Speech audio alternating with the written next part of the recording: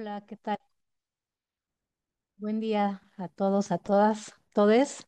Buenas tardes a quienes nos acompañan desde allá del otro lado de- del mundo. Y pues bueno, yo muy contenta de estar por acá. Agradezco mucho también que en esta segunda edición de este semillero y curso, pues me hayan invitado la doctora Eva y la doctora Pascal, ¿no? Entonces, pues igual, pues iniciando con esta primera sesión y bueno, también de manera inaugural, pues quisiéramos agradecer a todas las instancias y espacios que tenemos acá a disposición también y el acompañamiento que nos han dado, principalmente pues a nuestra universidad, a la Universidad Autónoma de Querétaro, a través del Laboratorio de Investigación y Producción Visual del Centro de Investigaciones Interdisciplinarias de la Facultad de Filosofía, del doctorado en Teoría Contemporánea de la Facultad de Artes y la maestría en Estudios Históricos de la Facultad de Filosofía de esta universidad en Querétaro. Asimismo, pues también agradecer a la Universidad de París 8 a través de su laboratorio, del Laboratoire d'Etudes Romanes, París, Francia. Espero haberlo dicho bien. Y pues también reitero el agradecimiento aquí a quienes nos acompañan, a las coordinadoras y que me uno ahora a este equipo, a la doctora Pascal Tibadú y a la doctora Eva Fernández. Y aquí su servidora, Ilse Maite Murillo Tenorio. Y bueno, este semillero que inició desde el 2021 tiene el espíritu de la siembra, de plantar semillas en distintos espacios desde la reflexión colectiva y colaborativa, siempre apelando a traspasar las fronteras disciplinares y centrar el estudio y el análisis en campos, objetos o temas interdisciplinarios.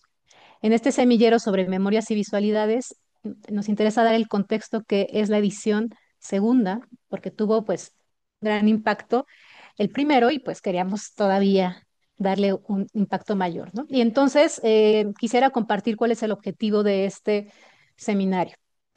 Este consiste en reflexionar sobre las memorias disidentes, emergentes y transgresoras a las hegemónicas, articulándolas a la categoría de visualidad sostenida desde campos como los estudios visuales, los estudios culturales, la teoría de la imagen, el cine y la antropología visual.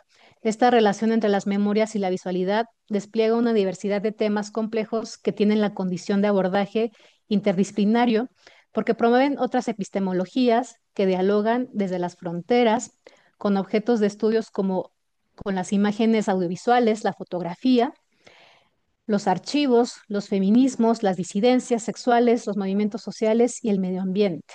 Bien, entonces es un objetivo pues muy ambicioso, pero creemos que poco a poco, conforme vayamos avanzando con otras ediciones más, iremos pues enriqueciendo todavía más estas reflexiones. ¿M?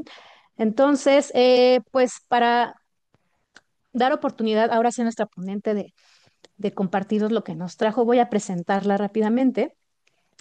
Y bueno, la ponencia que nos va a presentar el día de hoy se ha titulado Construcciones, Destrucciones, Imágenes y Memorias en la Avanzada de la Derecha Radical, ¿no? Y nos acompaña en este caso la doctora Ana Uñone de la Universidad Nacional de La Plata, CONICET de Argentina. Y bien, voy a dar esta breve presentación de su semblanza, perdón. Ella es doctora en Ciencias Sociales y licenciada en Sociología por la Facultad de Humanidades y Ciencias de la Educación de la Universidad Nacional de La Plata, en Argentina. Es investigadora del Consejo Nacional de Investigaciones Científicas y Técnicas, CONICET. Es profesora adjunta regular a cargo de las cátedras Cultura y Sociedad y Sociología del Arte, Visualidades y Conflictos Sociales de la FASE de la Universidad de La Plata. Ha dictado seminarios de grado, posgrado y conferencias para instituciones de Países Bajos, México, Chile, Brasil, Colombia y Argentina. Dirige proyectos de investigación en el Instituto de Investigaciones en Humanidades y Ciencias Sociales de la Universidad de La Plata sobre cultura visual, arte, sociedad y política.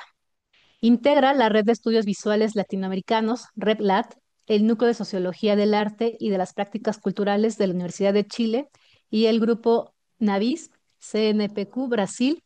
Ha publicado los libros Edgardo Antonio Vigo, Arte, Política, Vanguardia, Estudios Sociales del Arte, una mirada transdisciplinaria, Pioneras del Arte bonaerense, Mujeres en el Archivo del Museo, junto con Verónica Capazo y Clarisa Fernández, y en los flujos del Paraná, cruces culturales entre Brasil y Argentina, entre otros, así como numerosos artículos en el marco de su trabajo de investigaciones y docencia. Y bien, pues como podrán notar, tenemos una ponente, una conferencista con una gran trayectoria y que la pertinencia para este seminario pues es innegable, ¿no? Entonces, pues eh, le damos la palabra. No sé si Eva o Pascal quieran compartir algo, si no le damos la palabra a Ana. Bueno, Bueno, yo pues sí, simplemente una sí, palabra, porque como es la primera sesión del sí. seminario, señalar por si algunos, algunas no lo hayan visto, que el horario de esta sesión es especial, ¿no? Terminamos a las 6:30, pero las próximas sesiones serán perdón, 6:30 en Francia. Mm. Las próximas sesiones serán en Francia de 16 a 18, ¿no? De la tarde. Y saludar a los alumnos de la maestría Medias Culturas y Lenguas de París 8 que están ahí en el aula y a la compañera Michelle Arrué que está con ellos. Y nada más. Muchas gracias, Pascal. Sí, y gracias por esta información tan importante, que también del otro lado también puede ser determinante. ¿No? Eh, Bien, les iremos también compartiendo, obviamente, para cada sesión la actualización que sea necesaria, así como recordarles los materiales que hay que estar revisando también, ¿no? Bien, Eva, ¿quieres comentar algo? Bueno, entonces, si, si ya no hay más que comentar para introducir a este semillero, pues le damos la palabra a Ana. Adelante, Ana. Hola, buenos días o buenas tardes. Muchas gracias. En primer lugar, quiero agradecer a Eva Fernández y a las coordinadoras también de este semillero, Pascal Tibodó y Maite Murillo. Muchísimas gracias también por la presentación, la generosa invitación para participar de este conjunto de conferencias. Voy a compartir un PowerPoint, una presentación, para ir acompañando las palabras.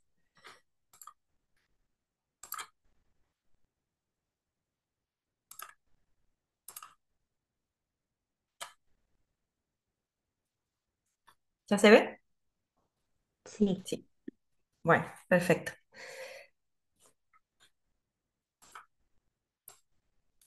Bueno, me gustaría empezar hoy por algunas preguntas que son las que están guiando mi investigación en los últimos tiempos y que tienen que ver con qué papel juegan las imágenes en el actual contexto de la avanzada de la derecha radical. ¿Qué memorias están siendo construidas? ¿Cuáles están en peligro? ¿Cuáles están siendo silenciadas? ¿Quiénes actúan y qué estrategias utilizan? Estas son algunas de las preguntas que abordaré parcialmente a través del análisis de algunos casos que me gustaría compartir y que después podríamos también conversar sobre ellos.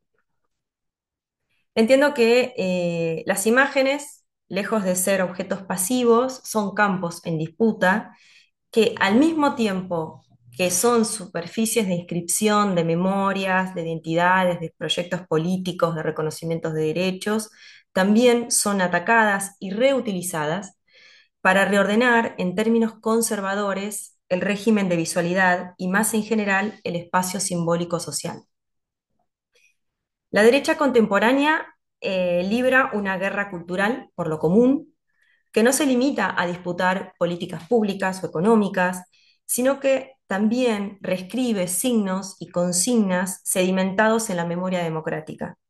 En términos de Pablo Stefanoni, asistimos a una ofensiva que busca reordenar el sentido común sobre los mismos emblemas compartidos, desplazando su horizonte ético y político. Por otro lado, con Raymond Williams sabemos que la hegemonía es un campo siempre en pugna, nunca está definido para siempre, ¿no? Los significados no están asegurados, se ganan y se pierden en prácticas de lenguaje e imágenes. Si a ello le sumamos la pregunta que nos hace Mitchell, ¿qué quieren las imágenes? Y la idea de Rancière sobre la distribución de lo sensible, entendemos por qué tanto la producción como la apropiación y el vaciamiento de símbolos memoriales y las imágenes que estos símbolos portan no son acciones menores, son políticas de las imágenes, es decir, intervenciones directas sobre aquello que puede ser o no visto, dicho y sentido en el espacio público. Quiero proponer la idea de que en la Argentina contemporánea, mientras, por un lado, ciertos proyectos resisten la avanzada reaccionaria a través de la producción y la construcción de imágenes y memorias, por otro lado, la violencia contra y con las imágenes constituye una forma específica de la violencia simbólica que se despliega en un contexto del nuevo ciclo político caracterizado por el avance de la derecha radical. En los últimos años, desde el avance de el partido La Libertad Avanza, con su líder Javier Milei y su compañera de fórmula presidencial Victoria Villarruel, pero también en un contexto global de avance de las derechas, estas acciones, digo, con y contra las imágenes, no son gestos individuales ni meros actos de vandalismo. Son intervenciones estratégicas que buscan desarticular sentidos, cuestionar la memoria reciente y disputar la hegemonía cultural. Más específicamente, la hipótesis que quiero compartir hoy con ustedes es que vivimos dos procesos paralelos. Por un lado, participantes y organizaciones ligadas a los derechos humanos y a la memoria activan insistentemente proyectos donde la visualidad en los espacios públicos es central. Por otro lado, militantes de derecha radical y el propio Estado están desarrollando de forma sistemática una serie de acciones de ataques a imágenes y símbolos de derechos humanos con el objetivo de limpiar los espacios comunes, así como están exhibiendo símbolos ligados a la dictadura y finalmente se encuentran produciendo imágenes y narrativas que invierten el sentido que tenían originalmente de defensa de los derechos humanos y de rechazo al terrorismo de Estado. En definitiva, quiero demostrar que estamos al mismo tiempo frente a cuatro estrategias de disputa de la memoria en términos visuales. Una de construcción, otra de destrucción, por otro lado, la exhibición en relación con una exhibición amenazante y la inversión del sentido. Sobre estas cuatro estrategias es que se desarrollará la conferencia.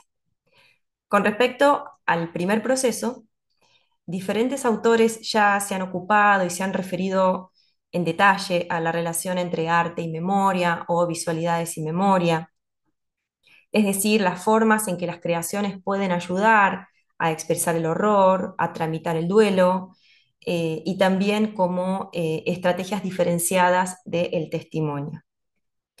En relación con el segundo proceso, la destrucción, propongo pensar que este tipo de violencia iconoclasta funciona como una transferencia de la violencia discursiva, económica y política hacia el plano de las imágenes. Allí donde estas imágenes condensan y corporizan proyectos políticos y los consensos democráticos construidos en las últimas décadas. En estos casos, las imágenes no son solo representaciones, sino que son encarnaciones, dispositivos de memoria, que interpelan y que por ello resultan atacables.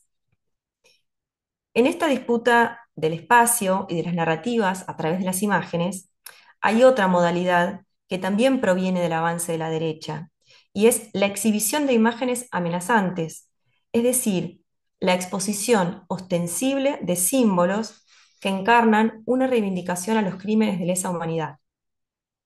Acciones que son inéditas en la Argentina contemporánea, al menos desde la democracia. Específicamente me refiero al uso que se está reutilizando últimamente, que está realizando últimamente, de la imagen del automóvil Ford Falcon color verde, utilizado en las operaciones de secuestro de personas durante la última dictadura cívico-militar. Además, estamos frente a otras acciones que utilizan la inversión semántica para tomar elementos propios de las imágenes y el discurso de la memoria de la dictadura para alterar su sentido. Y de este modo hacen un uso contrario al establecido y de alguna manera consensuado en las 4 décadas de democracia. Entre la construcción de imágenes, la destrucción, la exhibición y la inversión de ciertos símbolos, quiero mostrar de qué manera la contienda política por el presente se libra también en el terreno de las imágenes. En una coyuntura donde el espacio público deviene escenario de lucha por la legitimidad y la memoria, las imágenes no son neutrales, son un campo de batalla donde se dirime qué historia recordar y qué pasado silenciar. Ahora voy a pasar a ver estas 4 estrategias en casos concretos. El primer grupo son construcciones. Y voy a tomar el caso del proyecto 30.000 pañuelos por la memoria. Esta se trata de una iniciativa de activismo visual surgida en Argentina en 2018 y lo que voy a comentar es una investigación que realicé en conjunto con la investigadora francesa Aurélia Gafsi. Este proyecto nació de una propuesta del artista y matemática Marcela San Martino y que invita a personas comunes, no necesariamente artistas, a producir placas con el pañuelo blanco de las madres y abuelas de Plaza de Mayo. Es un emblema visual por las luchas de los derechos humanos, conocido y reconocido no solamente en Argentina, sino a esta altura en todo el mundo. Se utilizan técnicas como el mosaico veneciano, la cerámica o la vitrofusión.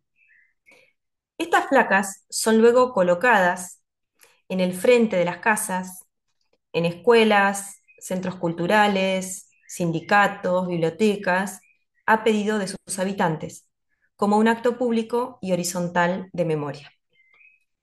Acá tenemos la colocación en el frente de una casa, la placa colocada en una biblioteca popular. Hasta ahí. Desde su origen, la propuesta se organiza de forma autogestiva, si bien está coordinada y organizada por Marcela San Martino, no tiene pertenencia institucional ni oficial. Cada placa es realizada por una persona que participa del proyecto y no firma, ¿sí? La autoría es colectiva, cada placa es única, aunque todas tienen la pauta de compartir el mismo símbolo que es el pañuelo. El objetivo es realizar al menos 30.000 pañuelos, objetivo que según las estimaciones de San Martino ya se llegó a ese objetivo. Y los 30.000 pañuelos obviamente representan a cada una de las personas detenidas desaparecidas durante la última dictadura cívico-militar, pero que no funciona únicamente como una cifra, sino como un horizonte ético y político.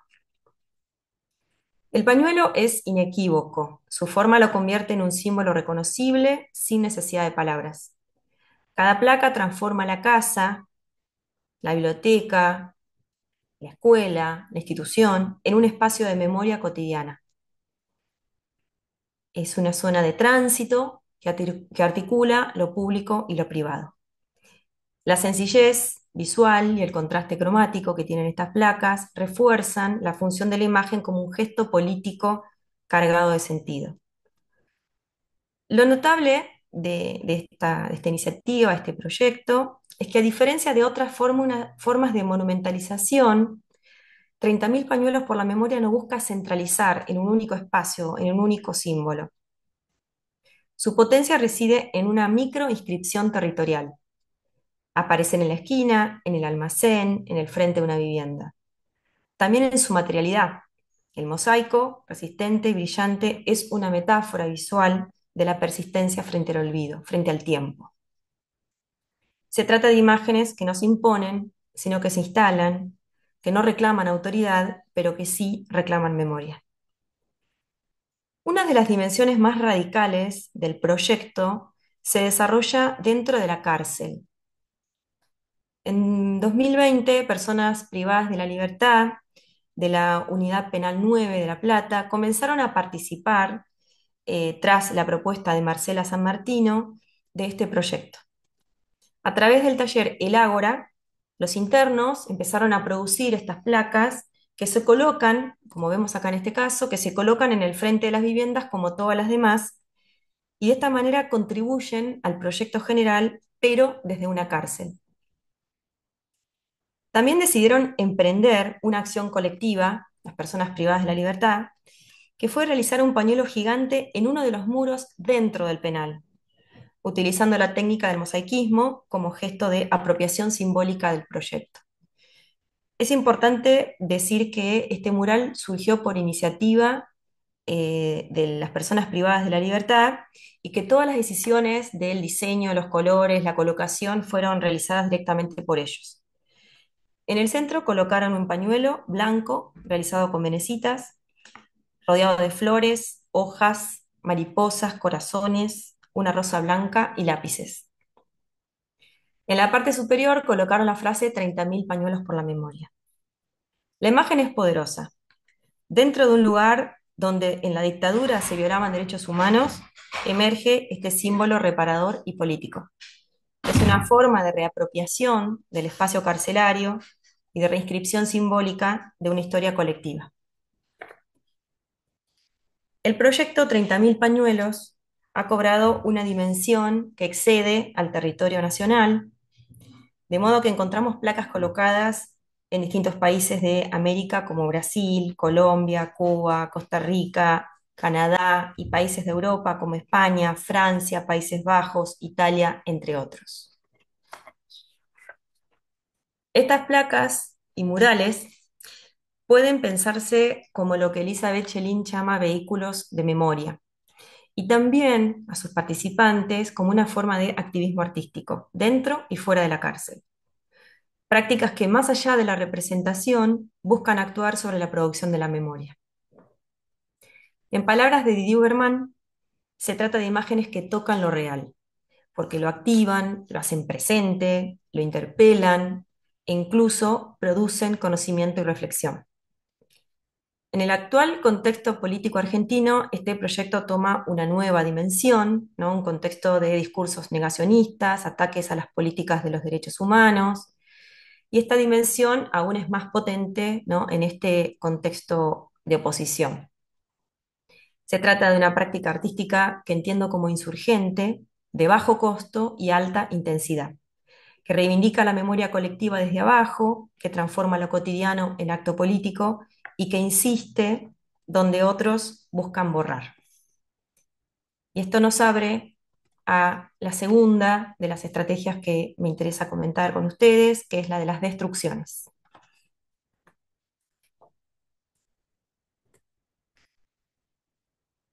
Ataques a los pañuelos de las madres de Plaza de Mayo.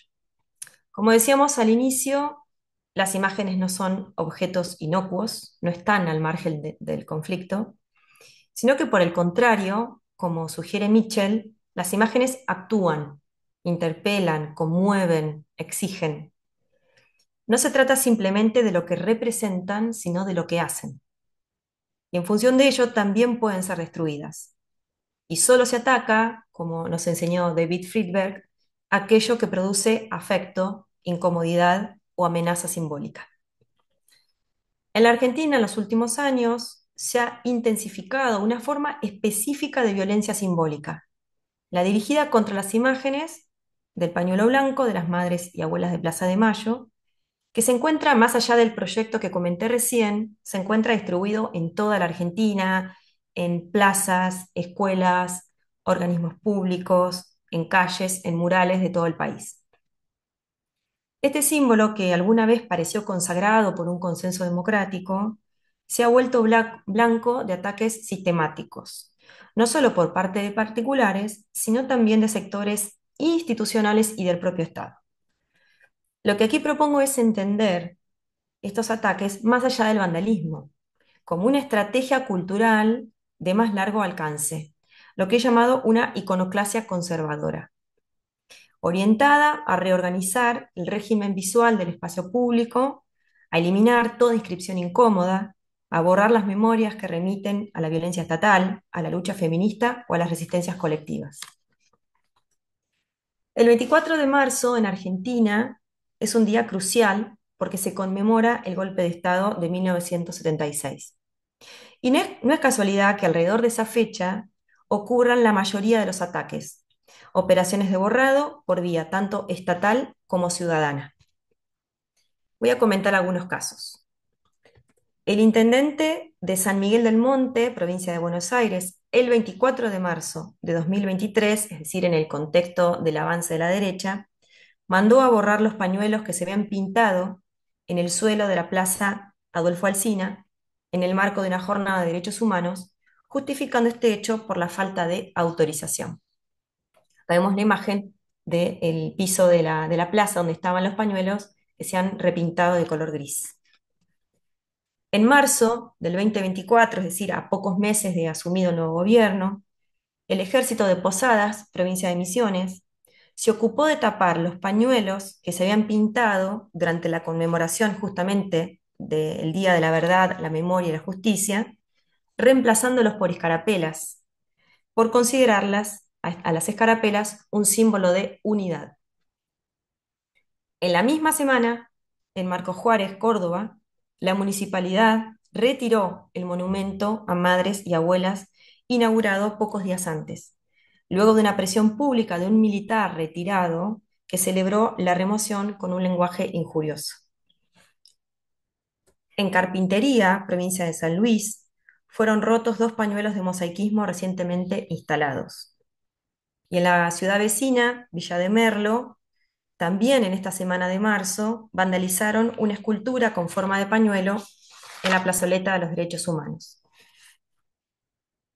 Finalmente, en junio, en Bahía Blanca, la provincia de Buenos Aires, un hombre roció con aerosol puntos negros sobre los pañuelos de la Plaza Rivadavia y escribió "Viva la libertad, carajo", la frase que comúnmente emite el presidente de la Nación, explicitando la imbricación entre retórica libertaria y tachadura material. En todos los casos, la buena noticia es que se organizaron réplicas y respuestas comunitarias, que fueron restauraciones, comunicados, actos, que confirman que no estamos ante hechos aislados, sino ante una política del espacio. Tapar, remover, sustituir, degradar símbolos de derechos humanos para reconfigurar el régimen de visibilidad de la memoria reciente. Entendemos que esto es una tendencia cultural articulada a una nueva narrativa hegemónica que disputa la memoria también en términos visuales. En estos casos, lo que entiendo es que se trata de purificar el espacio público de signos que recuerdan a la violencia del Estado, la lucha de las mujeres militantes, el reclamo insistente de la memoria y el juzgamiento de los responsables. Se pretende imponer así un nuevo régimen de visibilidad, donde solo ciertas imágenes puedan circular, donde el olvido se impone con destrucción o con decretos municipales, donde se disciplinan los símbolos que no encajan con una nueva pedagogía de la memoria que se quiere imponer. En este contexto, el pañuelo ya deja de ser una alegoría del pasado y pasa a ser un objeto en la disputa del presente, ¿no? Una parte de la disputa política, de la disputa hegemónica, de la disputa cultural. Ya no es un emblema de lo que fue el pañuelo, sino un signo visible de lo que está justamente en el campo de batalla. Su borramiento o su tachadura no busca eliminar el pasado, sino disputar el presente y condicionar el futuro. Por eso el arte o estas imágenes se vuelven un campo en conflicto, un terreno de inscripciones y tachaduras, de actos de memoria y de violencia visual. Y en ese terreno las imágenes no se rinden fácilmente. Voy a pasar a la tercera de estas estrategias que quiero comentar, las exhibiciones. El retorno del Ford Falcon verde. Hay pocos objetos que condensan en la cultura visual argentina una carga simbólica tan densa como el automóvil Ford Falcon color verde. Se transformó en un ícono del terror a partir del uso sistemático por las fuerzas de seguridad durante la última dictadura, ya que fue el medio de transporte usado por los grupos de tareas para realizar secuestros clandestinos. Su sola aparición en un barrio generaba terror. Bastaba con que un falcón verde se detuviera frente a una casa para que se activaran los peores temores colectivos. Así la imagen del falcón verde pasó de ser un auto familiar de clase media a convertirse en un emblema del miedo y de la desaparición. Si las imágenes, y por extensión los objetos cargados simbólicamente, como este automóvil, no son meras cosas inertes, como venimos diciendo, sino que quieren algo, que actúan en el mundo social y provocan efectos, esta imagen del falcón verde, en tanto objeto, imagen, excede la materialidad del automóvil y se presenta como un significante condensador de memorias traumáticas y al mismo tiempo como una superficie de inscripción ideológica. En los últimos años, el vehículo ha vuelto a aparecer en los espacios públicos de la mano de sectores de derecha radical, especialmente vinculados a La Libertad Avanza. En este contexto, en septiembre del 2023, en plena campaña electoral, donde la Libertad Avanza iba en ascenso, en un instituto de formación docente de la localidad de San Martín, apareció un cartel que tenía un dibujo de un falcón verde, este que estamos viendo, con el siguiente texto: a la noche se viene Falcón, vas a correr, zurdo sorete, con una clara intimidación a los estudiantes y docentes de esa institución. Carteles semejantes, todos con referencia al vehículo, aparecieron en varios establecimientos educativos.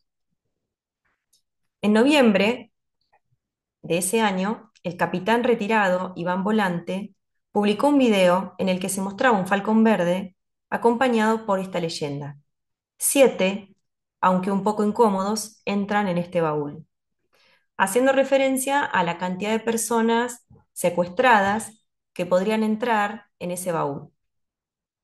Obviamente, emulando, ¿no?, una acción real que se llevaba a cabo durante la dictadura, ¿no?, de secuestrar personas y trasladarlas en los baúles.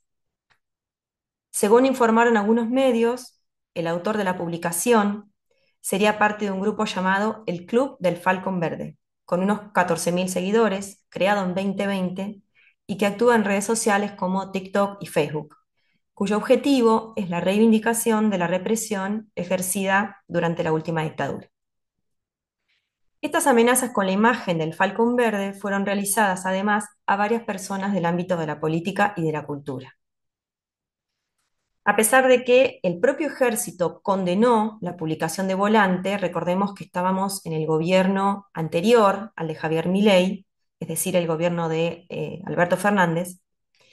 Sin embargo, Villarruel, que en ese entonces era la candidata a la vicepresidencia por el partido de derecha, lo respaldó en su cuenta de X. Este apoyo obviamente generó críticas y reacciones de organismos de derechos humanos y de sectores políticos, quienes interpretaron esta imagen como una reivindicación del accionar represivo y del terrorismo de Estado. Y también referentes como Tati Almeida, de Madres de Plaza de Mayo, línea fundadora, afirmó que se trató de un acto negacionista. Otro caso amenazante del Falcón Verde es el que sufrió Agustín Rombolá, que es el presidente de la Juventud de la Unión Cívica Radical porteña, quien había llamado a votar contra el candidato Milei en las elecciones presidenciales que estaban próximas a suceder, y que este militante había calificado el discurso de Milei como anacrónico y fascista. El militante recibió una serie de mensajes intimidatorios que incluían referencias al Ford Falcon Verde, como podemos ver acá en estas imágenes, sugiriendo una amenaza de secuestro. Acá vemos que dice: vos quédate tranqui, el Falcon arranca por Almagro la semana que viene, refiriéndose al lugar donde vive este militante.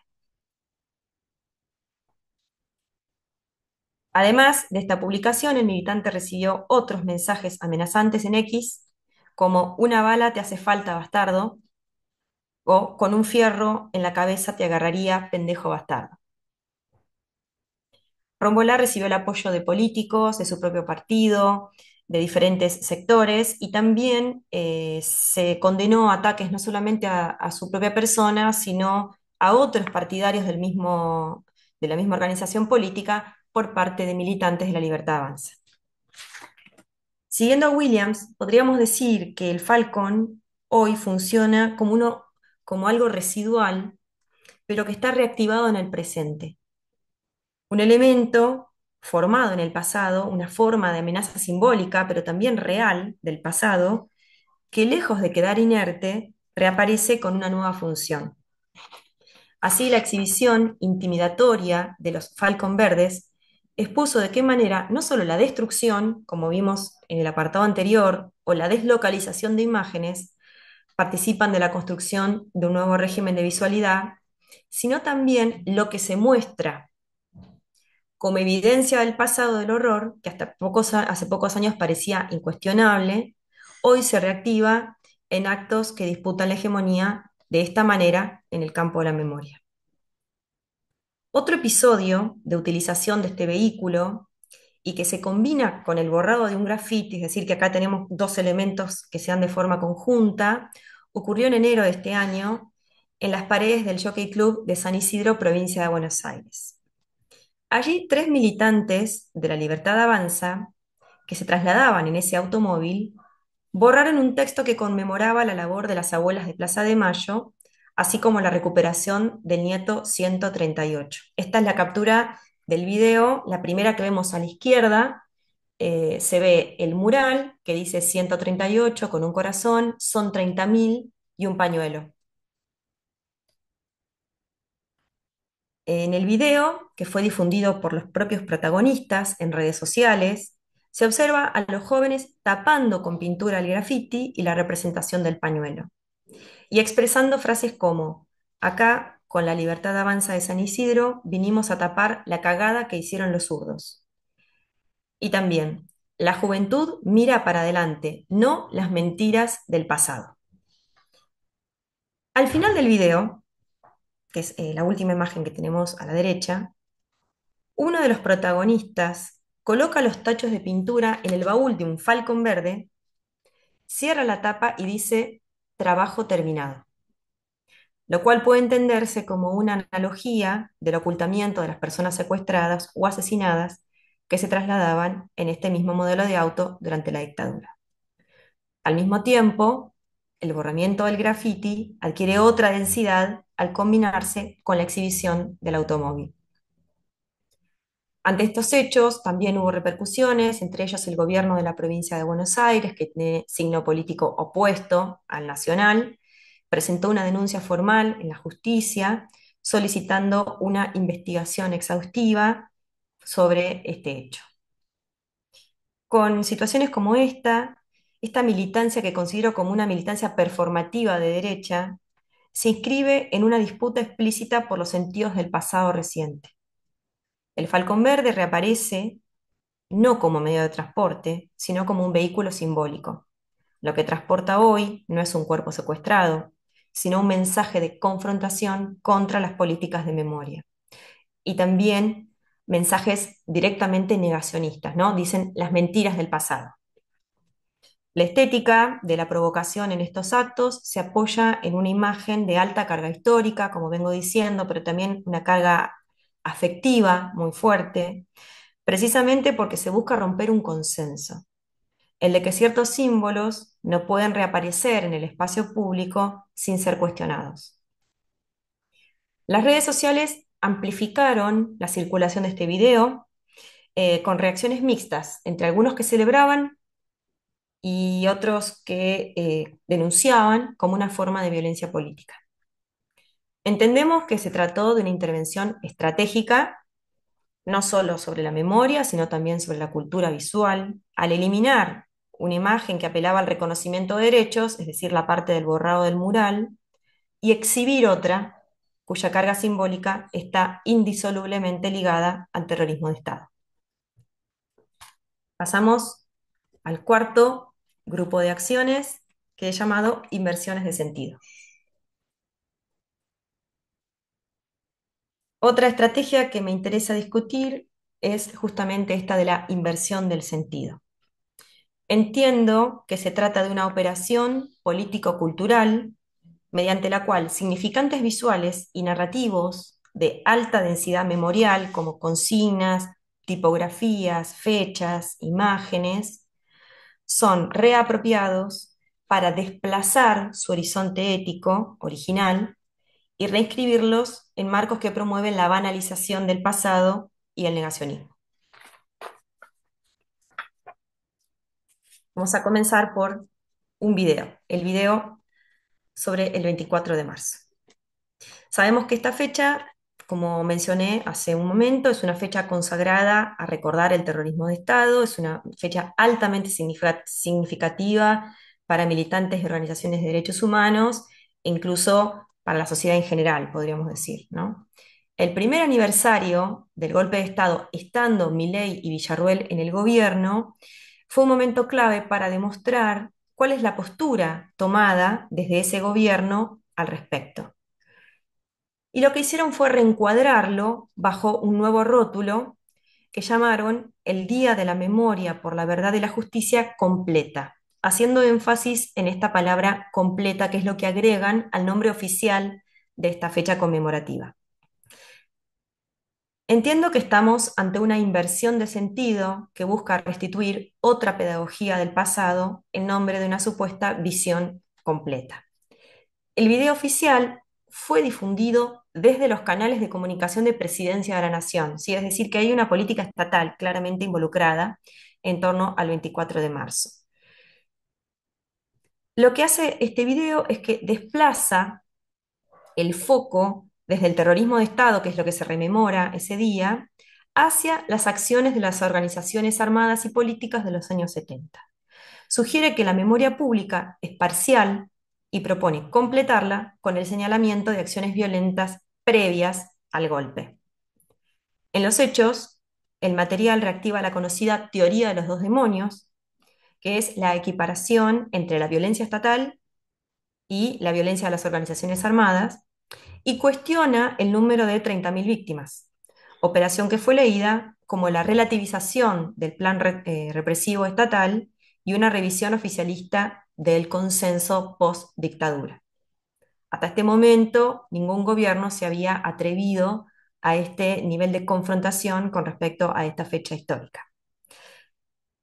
Sin embargo, el mismo 24 de marzo se desarrolló una rápida reacción social en una jornada donde cientos de miles se movilizaron para reafirmar la centralidad de recordar el terrorismo de Estado como eje en esta fecha.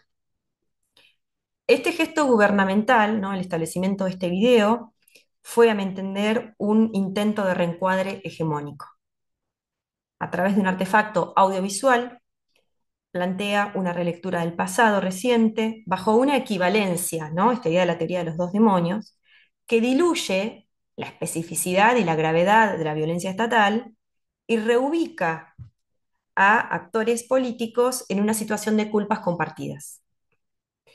A nivel audiovisual, el dispositivo funciona como parte de una política de las imágenes, de la política de las imágenes que venimos mencionando.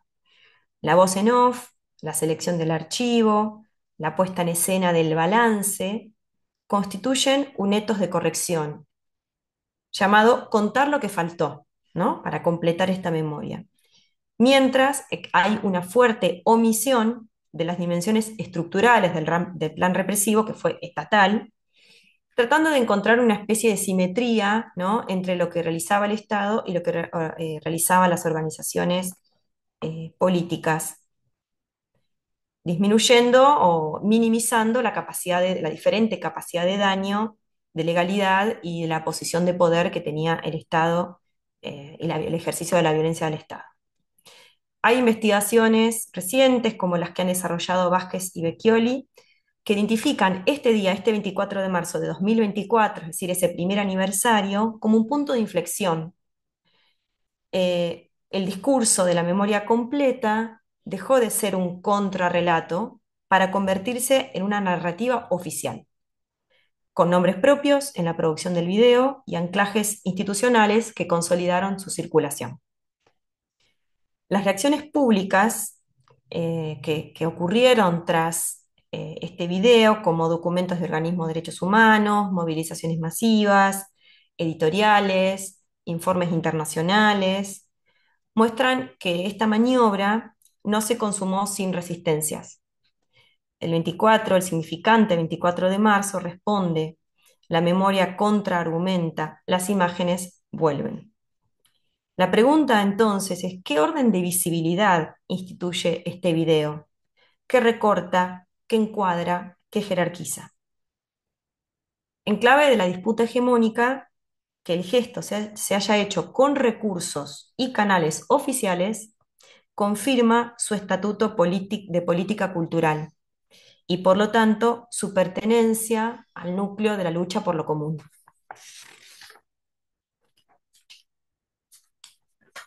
Pasamos a el Nunca Más.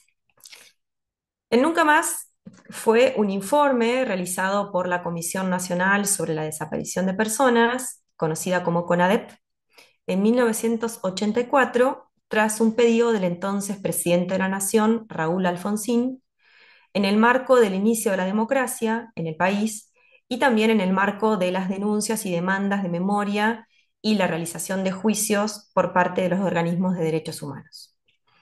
En este contexto, la CONADEP realizó una amplia investigación sobre los delitos de lesa humanidad perpetrados durante la dictadura a partir de distintas fuentes, fundamentalmente testimonios y documentos. El libro que se publicó, acá a la izquierda vemos la tapa de este libro, utilizó una tipografía que caracterizó el lema Nunca Más, utilizado posteriormente tanto por militantes de derechos humanos como por el propio Estado, y aquí traje un ejemplo de un mural, por ejemplo, en el espacio público donde tiene el pañuelo y justamente la frase Nunca Más, con la misma estructura visual. Me interesa analizar el uso del lema Nunca Más por parte de Javier Milei y La Libertad Avanza en agosto de este año, hace pocos meses. En el lanzamiento de la campaña bonaerense, se tomaron fotos en Villa Celina, La Matanza, Milei y su equipo, donde posan con una pancarta Kirchnerismo nunca más, que replica la tipografía y la iconografía asociadas desde 1984 al informe de la CONADEP, y por supuesto asociada al campo de la memoria, la verdad y la justicia.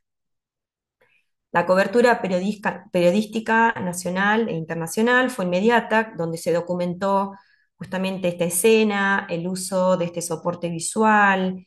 Se mencionó que esta operación lo que hacía era banalizar un símbolo. También medios internacionales lo caracterizaron como una banalización de la dictadura. Y también se subrayó la equiparación entre kirchnerismo y terrorismo de Estado. ¿Por qué? Porque justamente al decir kirchnerismo nunca más, lo que se hace es reemplazar terrorismo de Estado nunca más por un adversario político contemporáneo. En paralelo, también organismos de derechos humanos, como Estela de Carlotto, representante de Abuelas, repudió públicamente esta apropiación, señalando su desfiguración ética. Yo propongo leer este episodio como una inversión semiótica deliberada. ¿Qué se altera cuando se invierte el uso del nunca más? En su origen, la consigna funcionó como un enunciado límite frente a los crímenes de lesa humanidad y como un vector de un régimen de verdad tejido por organismos de derechos humanos y políticas públicas.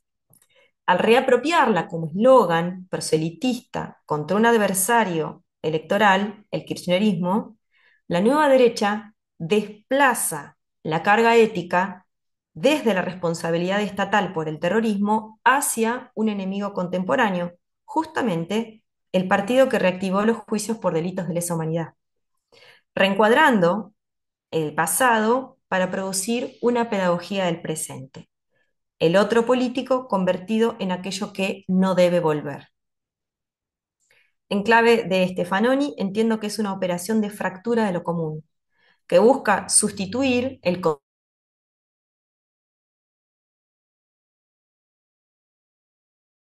jugando con una consigna justamente cara a los organismos de derechos humanos y al propio kirchnerismo. Así, el nunca más es un significante en disputa, uno más. Su circulación no se clausura en esta etapa, en esta maniobra, sino que provoca contralecturas, respuestas públicas, como estuve mencionando, reacciones de derechos humanos y fundamentalmente la equiparación entre dictadura y kirchnerismo. Por lo tanto, la disputa no es solo interpretativa, sino que es también sensible y afectiva.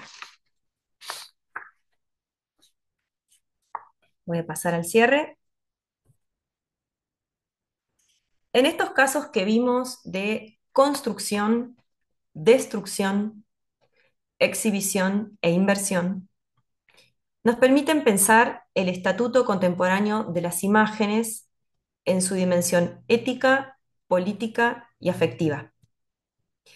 Proyectos como 30.000 pañuelos por la memoria, pero otros tantos que tienen una circulación contemporánea, sumado a las rápidas reacciones sociales, populares, comunitarias, por parte de sectores sociales, de organismos de derechos humanos, para reponer las imágenes dañadas, invitan a reflexionar sobre el poder de la imagen y su persistencia, su insistencia, a pesar del giro conservador que asciende a nivel global. Por otro lado, la destrucción de los pañuelos, como hemos visto en plazas, en monumentos, expuso formas actuales de iconoclasia, no como un rechazo abstracto a la imagen, sino como una estrategia política de restauración simbólica frente a memorias y visualidades consideradas disonantes por sectores conservadores o extremistas. Luego, el uso del falcón verde por parte de jóvenes militantes libertarios y otros sujetos en el espacio público, físico y virtual, utilizando esta imagen provocadora que desafía el lenguaje visual democrático, es una intimidación que busca retrotraer el terror que sentía la población durante la dictadura ante su presencia. Finalmente, el uso de emblemas y la producción de videos que buscan la inversión del sentido de las memorias constituye una estrategia engañosa y pretendidamente justa como parte de una propaganda electoral y de gobierno que busca satisfacer a sus adherentes más extremos y garantizar su apoyo al gobierno, al mismo tiempo que, paradójicamente, la figura de Victoria Villarroel se desdibuja por cuestiones internas al propio gobierno. Los casos de destrucción, exhibición e inversión, es decir, los perpetrados por la derecha radical, comparten una lógica común: la activación de formas de violencia sobre y con las imágenes, que lejos de ser inertes o decorativas, operan como condensadores de sentidos políticos y afectivos. La remoción de imágenes y monumentos, el borrado de grafitis vinculados a los derechos humanos, el uso provocador del Falcon, el Nunca Más y el 24 de marzo, son acciones que en su conjunto revelan una transformación del conflicto político. La violencia discursiva, simbólica, institucional, económica, se transfiere a las imágenes, entendidas como soportes sensibles de la memoria, el poder y la historia reciente. A partir de estos casos, pero también de otros tantos que se desarrollan en la actualidad, tanto en términos de creación como de destrucción, vemos que tanto las experiencias artísticas de recuperación de las memorias como las destructivas son expresiones concretas de una disputa mayor, la lucha por la hegemonía cultural. Como sabemos, y como venimos diciendo, la hegemonía no opera exclusivamente de las instituciones del poder, sino desde la construcción cotidiana de significados que se naturalizan en el sentido común. En ese terreno, las imágenes no son meras representaciones del mundo, son artefactos activos que producen mundo, afectan cuerpos, configuran memorias, organizan miradas. Así, las imágenes de los pañuelos, los murales colectivos, las esculturas destruidas, las representaciones del Falcón y del Nunca Más, todas ellas intervienen en la disputa por la historia y por el presente. Así, lo que está en disputa no es simplemente qué imágenes permanecen, sino qué historia se hace visible, qué se puede mirar y qué se expulsa del campo visual colectivo. Para terminar, cuando nos preguntamos el porqué de estas acciones, creo que la intensidad con que ciertos actores políticos reaccionan frente a monumentos, murales, grafitis y emblemas puede comprenderse entendiendo que las imágenes no son solo representaciones pasivas, sino entidades que interpelan, conmueven y en muchos casos amenazan. Lo que ciertas imágenes quieren, en el sentido de su capacidad para activar memorias, generar identificación, reforzar proyectos políticos, es precisamente lo que provoca su destrucción. Esto nos conduce a la pregunta sobre si estas imágenes, en el marco del nuevo escenario político, han perdido el consenso que se suponía que tenían 20 años atrás.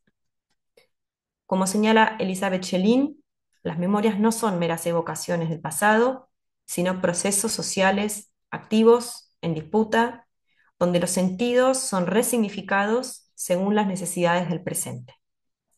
Cuando esos sentidos se encarnan en imágenes, pasan a formar parte del régimen de visualidad que puede ser celebrado, compartido o negado y destruido. Sin embargo, quisiera terminar con la idea de que las imágenes persisten, que las imágenes resisten. Esta capacidad de resistencia visual, de insistencia estética y afectiva, es uno de los núcleos de fuerza de las poéticas insurgentes en momentos de crisis. Frente al intento de restauración de sentidos autoritarios, el arte aparece como una forma de contranarrativa, como una forma de contravisualidad, como acto de memoria activa, como archivo sensible de lo que no debe desaparecer. No se trata de una idealización del arte ni de una sacralización de la imagen, sino del reconocimiento de que en la imagen se juega hoy una parte de la lucha por el sentido colectivo. Por eso, y más que nunca, es urgente no solo estudiar las imágenes, sino pensar con ellas, desde ellas, como parte de un proyecto común que no renuncia a la memoria, a la justicia, ni a la posibilidad de imaginar otros mundos posibles.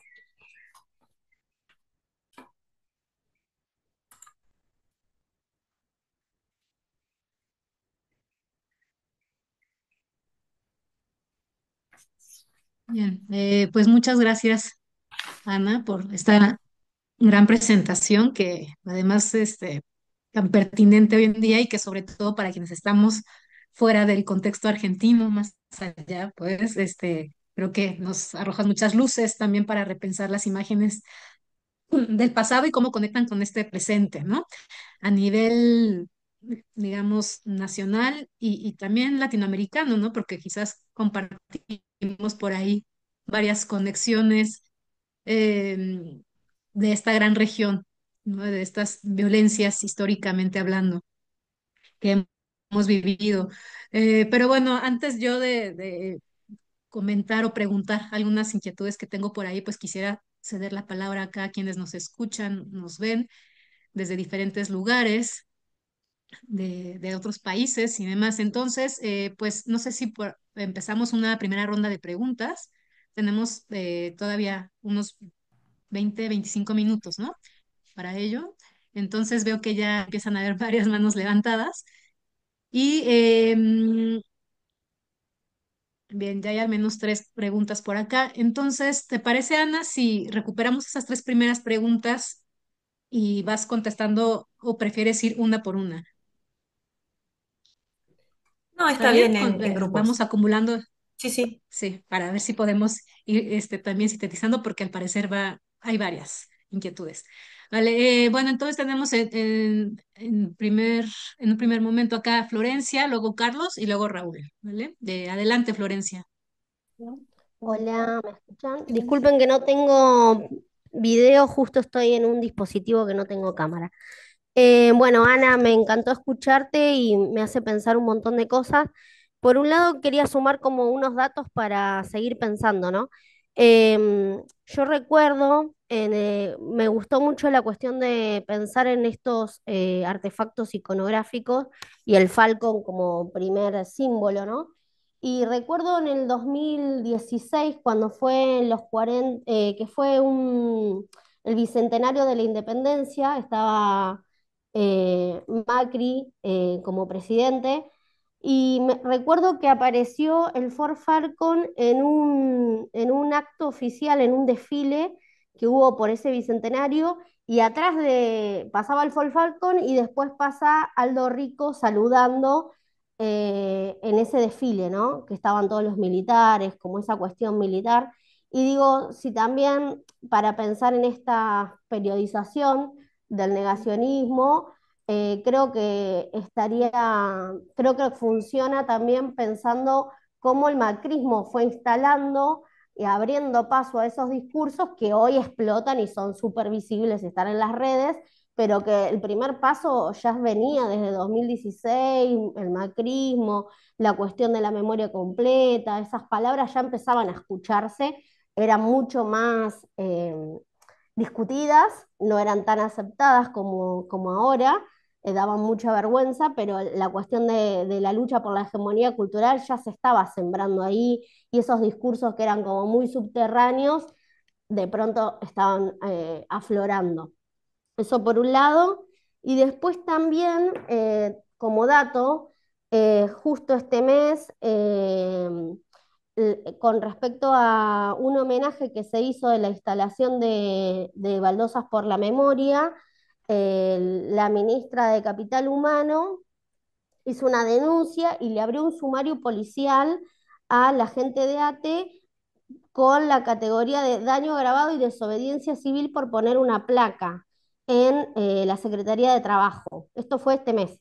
Y digo, bueno, ¿cómo ya se está poniendo en esta batalla cuestiones legales? Cuestiones que por poner una placa te hagan una denuncia policial. Entonces, bueno, para pensar cómo esta lucha de hegemonía va tomando otros matices que no son solo los simbólicos, culturales, sino también de pronto lo penal. Así que bueno, dejo estas cuestiones así sobre la mesa como para seguir pensando. Gracias, Ana, me gustó mucho escucharte. Gracias, Florencia. Adelante, Carlos. Bueno, pues muchas gracias por tu exposición. La verdad, muy interesante lo que comentas. Es lamentable, ¿no? Lo que se vive a veces cuando hay demasiada intolerancia que promueven algunos movimientos políticos como el que promueves, más bien el que mencionas, el de la extrema derecha. Y mi duda, pues obviamente recae en que aunque Argentina y México sean países latinoamericanos, pienso yo que hay demasiados matices que quizás puedan dificultar comprender o aterrizar algunos conceptos que mencionabas en la realidad mexicana.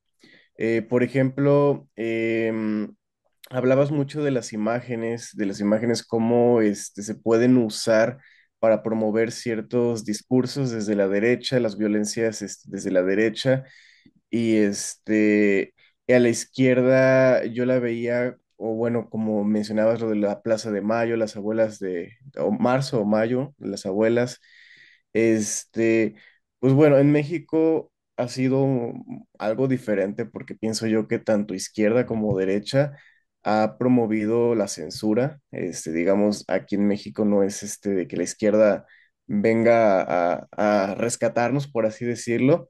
Sigue habiendo pues secuestros, desapariciones, por estar en contra de gobiernos de derecha o de izquierda. Y bueno, la duda más específica y que a mí me saltó es cuando identificas los movimientos de derecha como el yo y los otros, o sea, es como diferencio el yo del otro y la izquierda como el colectivo, ¿no? Pero mi duda radica en cómo podríamos aplicar un colectivo a un país tan pluricultural como México, porque, digamos, en el colectivo pienso yo que se pierde un poco la identidad y mi duda la escribí aquí, decía, En el caso mexicano, con los pueblos originarios, ¿cómo podemos hablar de un nosotros los mexicanos, englobando a todas las culturas que hay dentro del país? Digamos, ¿dónde quedarían los mayas, los otomís, los purépechas y demás pueblos originarios? Porque pues el mexicano viene del Mexica, del pueblo originario que estaba en el centro de México.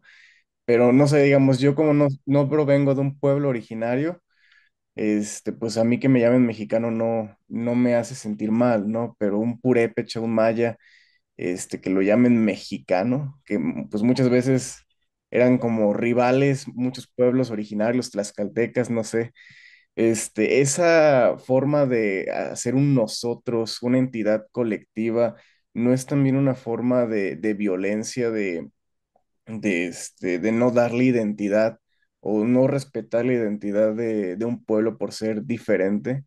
No sé, esa es mi duda. Gracias, perdón, gracias, Carlos. Raúl. Sí, claro.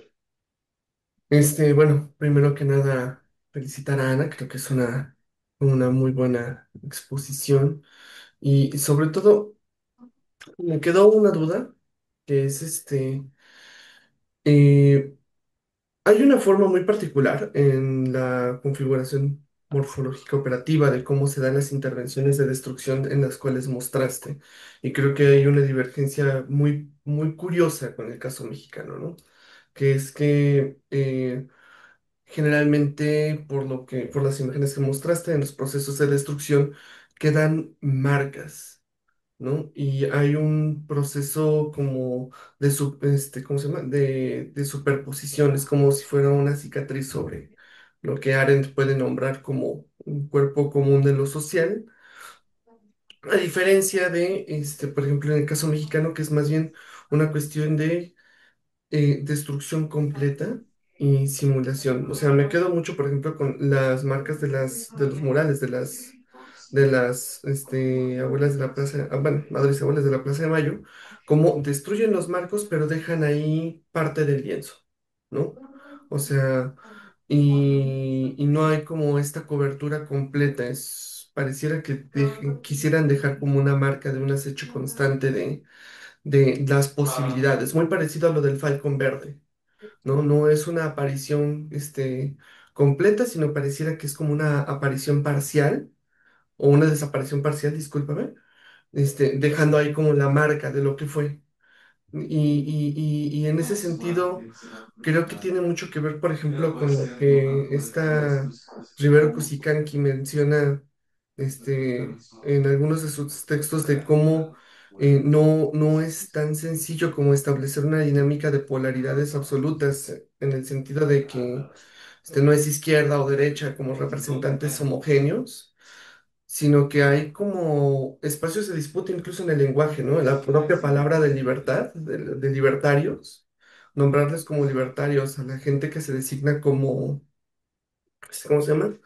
Como anarcocapitalistas, pues puede ser también una cuestión ahí como completamente, completamente revisable, ¿no? Los colectivos anarquistas están en disputa de esa propia designación, ¿no? Que se les mencione libertarios les parece como una contradicción inherente, más un anarcocapitalismo, ¿no? Sin embargo, se apropiaron del término.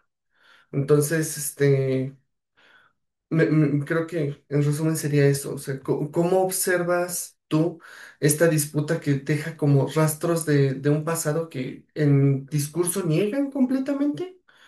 Como que se desecha completamente, pero constantemente hay un retorno a esta retórica de retomar cosas del pasado para fundamentar el discurso presente.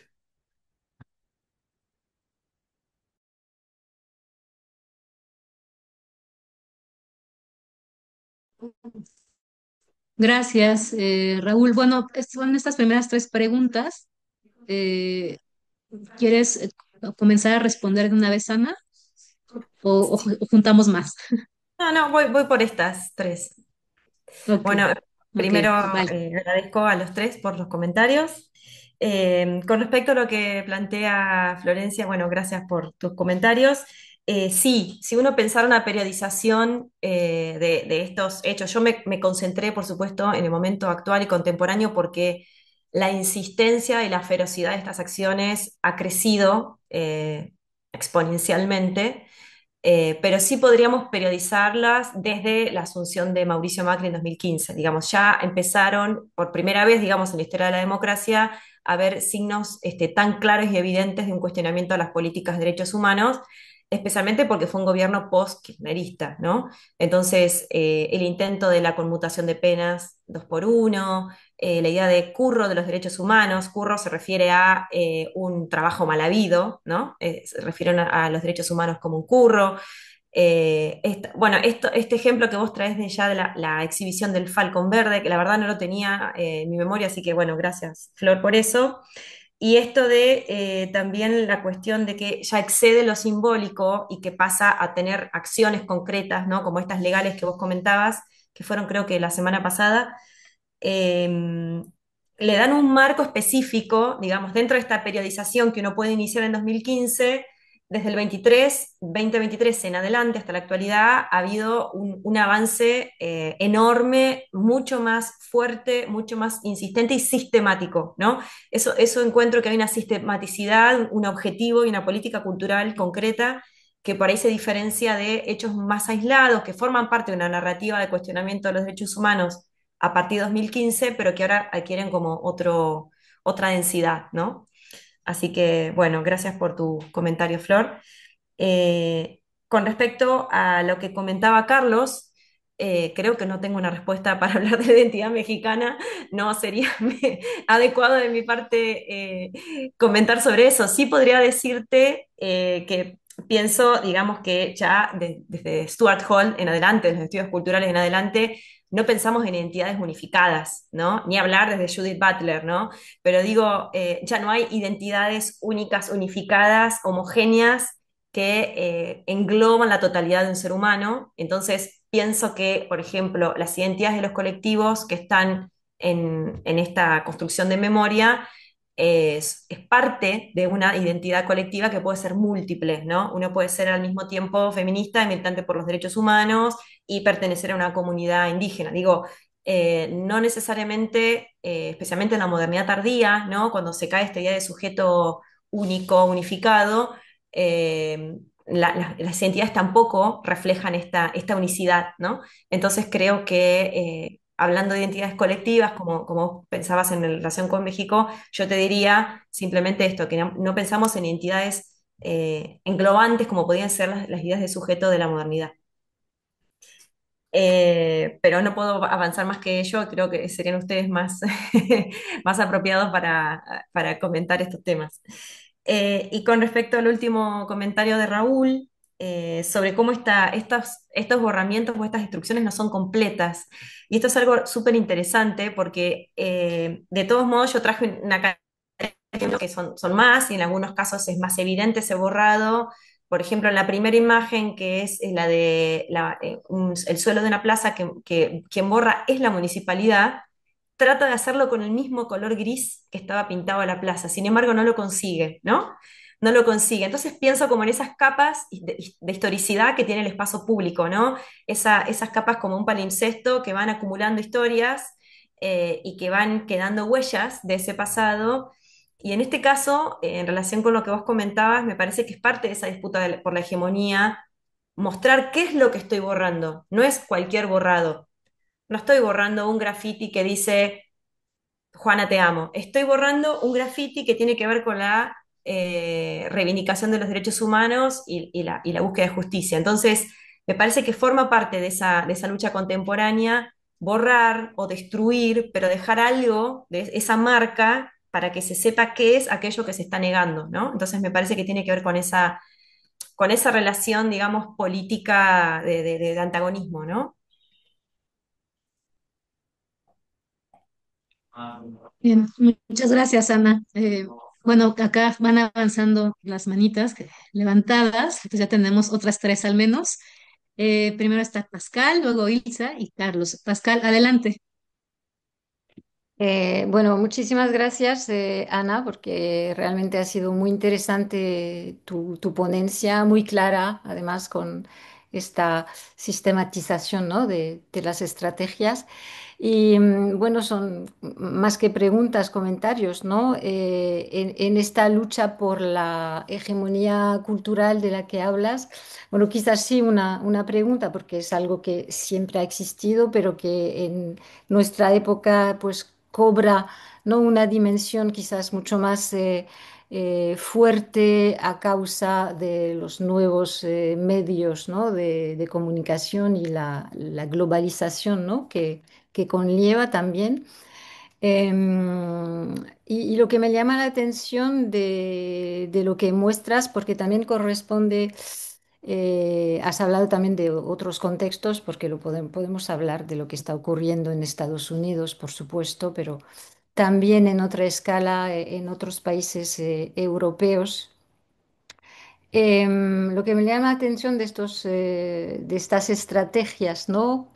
Para imponer una nueva hegemonía cultural es que son movimientos que alteran sin crear realmente. Es decir, que como bien has mostrado, la creatividad está del lado de las conmemoraciones y luego lo que hacen es alterar, destruir, invertir, pero algo que ya existe, es decir, no crean nada nuevo. Y también me llama la atención estas estrategias que consisten en negar lo que por otra parte se afirma. Porque, por ejemplo, cuando por una parte denuncian las mentiras del pasado, es como decir, bueno, estas violencias de Estado no han existido, son mentiras, etcétera, pero luego por otra parte se quiere reactivar el miedo a aquella violencia, ¿no? Recurriendo pues a los símbolos como el falcón y a la retórica del terror, es decir, que por una parte se niega, pero por otra parte se reafirma, ¿no? esta violencia. Y por último, pues la inscripción de estas imágenes en un conjunto discursivo que es el lenguaje verbal. Yo creo que no podemos disociar, ¿no? las imágenes del lenguaje verbal, porque al mismo tiempo es una guerra contra el lenguaje, ¿no? Contra palabras concretas, pues has mostrado, ¿no? el nunca más, ¿no? sea para prohibir su uso, lo vemos en Estados Unidos con ciertas palabras que se eliminan, ¿no? de los planes de estudios de las universidades, sea para resignificarlas, como en el caso del nunca más o de la palabra libertad, ¿no? Como antes ha hablado, y de la noción de libertad, de libertario, ¿no? Como ha dicho Raúl. Bueno, y me quedo aquí.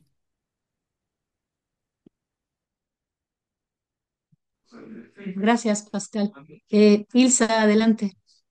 Sí, bueno, pues también agradecer la presentación de Ana. Yo llegué un poquito tarde, pero sí leí las lecturas, los materiales que nos compartieron. Entonces también lo que voy a preguntar es en relación a lo que propone Elizabeth Yelin en su texto de conservar o transmitir y este otro material del proyecto 30.000 pañuelos. Entonces, yo sí coincido, e incluso Yelin coincide contigo, Ana, de que pues hay una disputa y esa disputa depende de las luchas ideológicas, los proyectos políticos. Entonces, mi pregunta es si estas luchas o proyectos tendrían que estar enmarcados, o como tú lo propones, este archivo sensible y memoria activa tendría que estar enmarcado en una memoria democrática o en un imperativo moral. ¿No? Porque creo que al menos yo pienso que ambas situaciones como que se conjugan y ambas también tienen sus límites, ¿no? Y sus riesgos. También si pensamos que o sea, es inevitable el conflicto y que pues es una disputa, entonces depende de estos proyectos que pues se puedan autogestionar, ¿no? O sea, como tú mencionas, tu propuesta a través del arte. Entonces la pregunta es, ¿cómo mantener estos proyectos pues sostenibles y que sobrevivan en el tiempo? Porque pues la verdad, pues también yo he tenido una experiencia con las asociaciones de la sociedad civil, aunque sean sin fines de lucro, pues siempre hay intereses también que de repente pues se van a mover hacia quienes les brinden ciertos financiamientos o ciertos recursos. Entonces ahí es una pregunta de cómo hacer para también analizar pues estos intereses que se están moviendo en los proyectos políticos artísticos. Y no sé si no sé si quedaron claras mis preguntas, pero esas son mis inquietudes. Gracias. Gracias, Ilsa. Carlos, adelante. Hola, buenos días. Muchas gracias por el espacio y también por esta gran ponencia.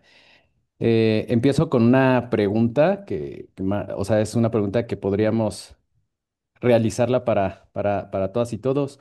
El cómo realizar una contranarrativa con las expresiones radicales. Y rescato mucho y me gustó mucho la parte del cierre en donde la imagen persiste y existe.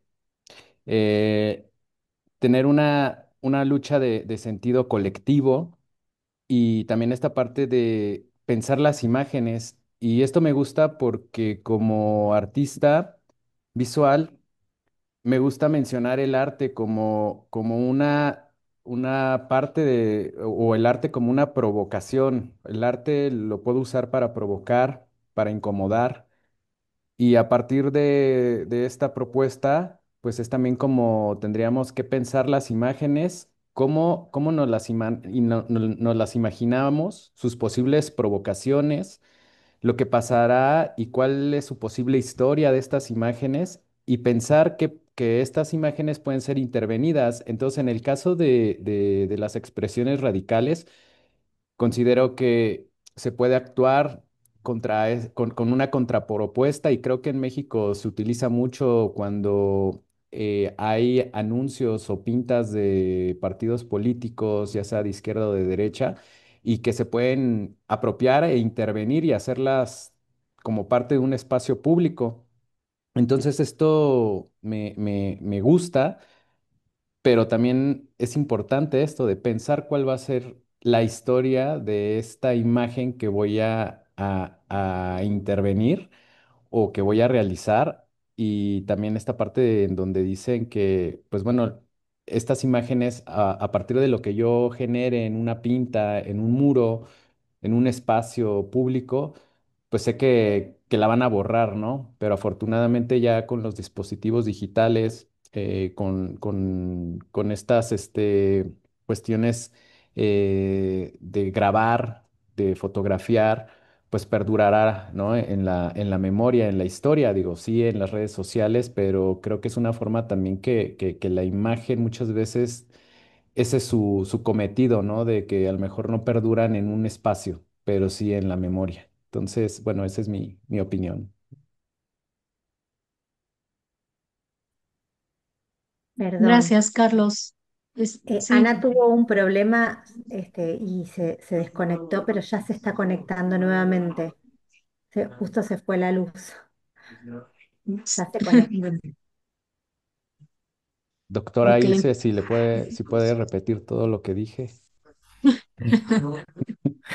Perdón, se cortó la luz en mi casa, se cortó internet, me conecté con el móvil, así que bueno, perdón.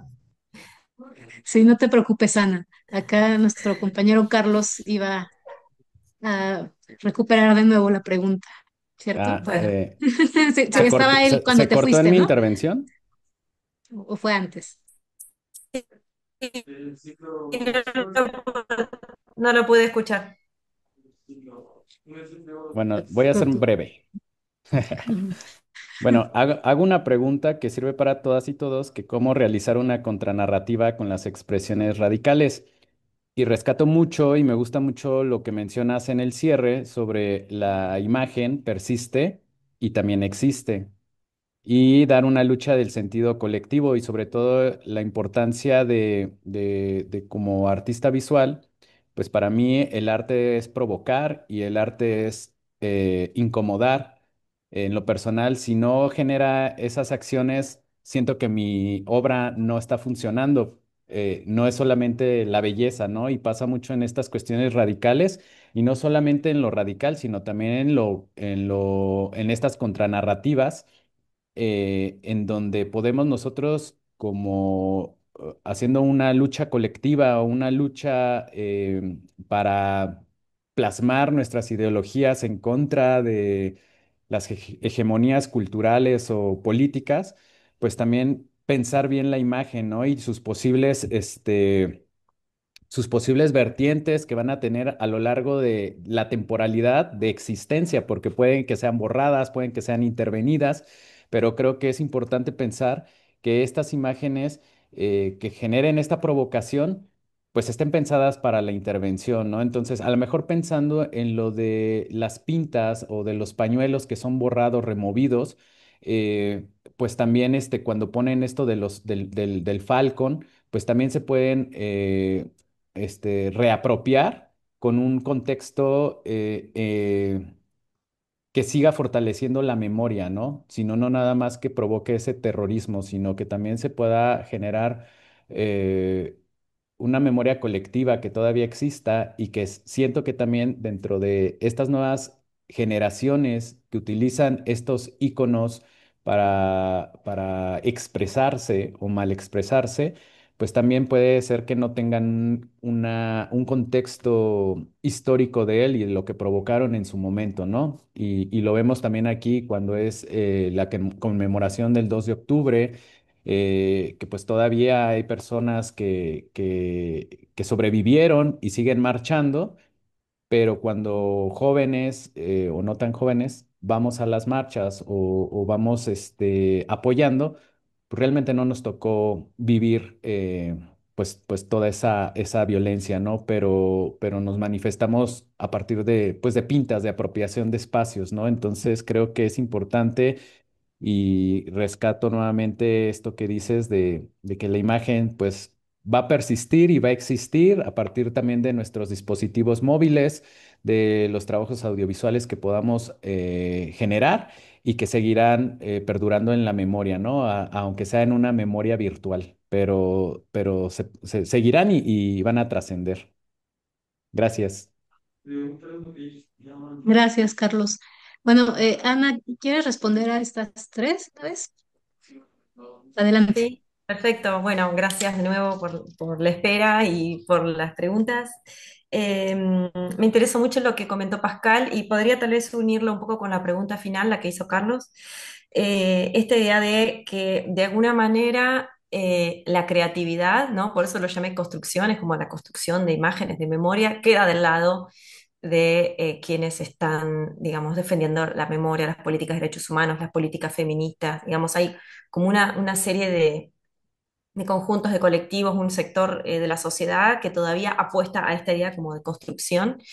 Y que del otro lado, digamos, de la parte de los militantes y del propio Estado de derechas, no hay tanto una construcción de sentido, una construcción de imágenes, una construcción de consignas, hasta el propio término libertario, digamos, viene de otro lado, ¿no? Como veníamos diciendo, sino que parece que justamente la idea es como la inversión, la alteración, la destrucción, ¿no? Como, por eso yo pensaba como en formas de violencia. Son todas violencias con y contra las imágenes. En algunos casos, las casos de la iconoclasia son violencias contra, y en los casos de la utilización invertida o perversa, digamos, de algunos símbolos o imágenes o consignas, es con, ¿no? Pero es más bien destructiva, es más bien violenta. Eh, y con respecto a esto de que comentaba Pascal, ¿no? De negar, pero al mismo tiempo afirmar, me parece súper interesante esa reflexión, que es, digamos, bueno, este pasado no ocurrió, por eso lo venimos a borrar, pero amedrentamos con el Falcon, que sí existió y sí queremos provocar miedo. Entonces, esa contradicción me parece que es muy interesante, la voy a retomar seguramente cuando vuelva a trabajar sobre este texto. Y con respecto a esto que estaba comentando Carlos también de la reivindicación de las imágenes, hay escenas paralelas que yo, bueno, no las desarrollé porque llevan mucho tiempo, pero sí que las mencioné rápidamente, que es que frente a cada destrucción hay una resistencia. O sea, se junta bueno, se destruyen las baldosas por los detenidos desaparecidos, al otro día aparece la comunidad volviendo a hacerlas, limpiándolas, se borra un mural, se vuelve a pintar. Hay como una reacción permanente o micro reacciones, porque no son grandes movilizaciones o grandes reacciones, pero hay como todo el tiempo esta idea de la insistencia o la persistencia que está no solamente por el lado creativo, sino por el lado de reparar, ¿no? Reparar, cuidar de alguna manera estas imágenes que son vandalizadas, que son alteradas. Y con relación a Ilsa, escuché una parte de su pregunta y luego, bueno, se cortó, entonces no sé si la pude entender completa, pero él retomaba la idea de Yelin y me decía si estas luchas podríamos encuadrarlas más en una memoria democrática o en un imperativo moral. Bueno, es una pregunta muy difícil, que no sé si estoy tan segura para poder responderla, pero sí me preocupa un poco encuadrarla únicamente en un imperativo moral, justamente porque lo moral es contingente. Digamos, lo moral, o los imperativos morales dependen de los contextos sociohistóricos y culturales que se encuentran en ese momento, ¿no? Entonces, el imperativo moral, o diría ético, mejor, ¿no? De la postdictadura, de la democracia, justamente es el mantenimiento de la democracia, que me parece que en definitiva hay como un sesgo muy autoritario en este gobierno legal, ¿no? Un sesgo legalizado porque ha sido el propio Congreso de la Nación el que le ha delegado poderes, el que ha avalado muchas de sus políticas, ¿no? Pero hay un sesgo autoritario en ese accionar. Entonces me parece que poner la democracia, los derechos humanos y otras cantidades de derechos que están hoy en discusión en la Argentina, como los derechos de las personas discapacitadas, como los derechos de las mujeres, etcétera, me parece que ahí está el centro, ¿no? Las cuestiones de los derechos y la democracia me parece que están ahí en cuestión, en definitiva. Creo que con esto respondí o traté de comentar los tres. Sí, bueno, yo también preguntaba acerca de las posibilidades de autogestión de estos proyectos artísticos, ¿no? Ajá, Porque es con sí. lo que se tiene. Sí, bueno, por ejemplo, este proyecto que comenté es totalmente autogestivo. Con grandes dificultades, como todos los proyectos autogestivos, para financiarse, ¿no? Ellos decididamente son una organización que no quiere pertenecer a ninguna otra institución. Y como tantas, ¿no? Organizaciones autogestivas que producen imágenes, palabras, poesías, en la calle o en distintos lugares, que son autogestivas, se sostienen por sus propios medios y yo diría con dificultades, pero sin embargo perduran, ¿no? O sea, si uno piensa distintas formas de organizativas que hemos tenido desde la recuperación de la democracia en adelante, la mayoría de ellas autogestivas, empezando por Madres y Abuelas de Plaza de Mayo, digamos, hasta que recién consiguen un apoyo estatal décadas después. eh, Han, sin embargo, sobrevivido a todos los vaivenes y avatares económicos, políticos y culturales. Entonces, creo que el autogestivo también puede ser una manera de acción, ¿no? De acción política, de acción cultural, por lo menos en lo que está ocurriendo, ¿no? Más ahora en que el Estado está totalmente retirado de todas las políticas públicas en general, pero fundamentalmente de ciertas políticas públicas. Entonces el autogestivo es casi la única manera de sostenimiento de muchas de las prácticas.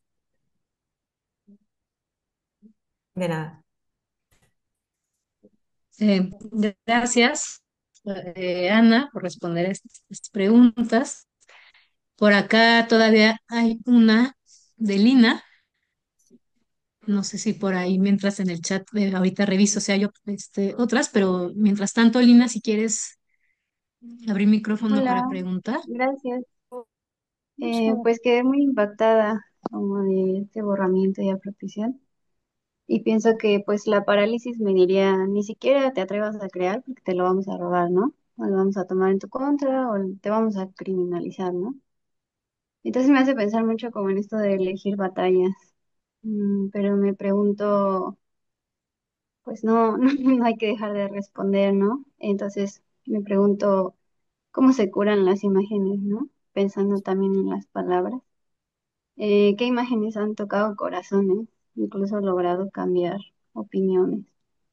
pensando también en todos los sentidos que tenemos, ¿no? Que hay quienes incluso consideran más de cinco, ¿no? Muchísimos más sentidos. ¿Qué imágenes son quita espanto, ¿no? O como decía el compañero, ¿no? Como de estas contranarrativas o constructoras de paz. Sí, justo qué imágenes provocan o conmueven niveles de empatía, qué audiencias buscamos. Y pues recientemente veía como la biografía de una activista de Jane Goodall, y ella decía que para cambiar a alguien de opinión tienes que tocar el corazón, ¿no? A mí se me hace algo muy difícil, pero pues a ella la criticaron mucho por trabajar con, digamos, con los malos, ¿no? Entonces, me pregunto si este tipo de estudios visuales es parte de los equipos pues, de estos productores de discursos, ¿no? O sea, que ya no solo se sirvan pues, de instrumentos como el marketing y demás, pero que incluso, digamos, que, que estén teniendo una reunión como la nuestra ahorita, pero digamos que para el mal, ¿no? O sea, entonces, justo cómo nuestros estudios podrían, no sé, si digamos trabajar con ellos, ¿no? Pero sin dejar intactas esas estructuras de inequidad. Gracias.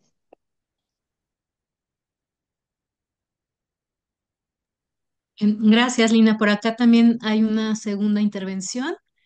Michelle, adelante. Sí, hola. Acá en París 8, una estudiante tiene una pregunta y tal vez más.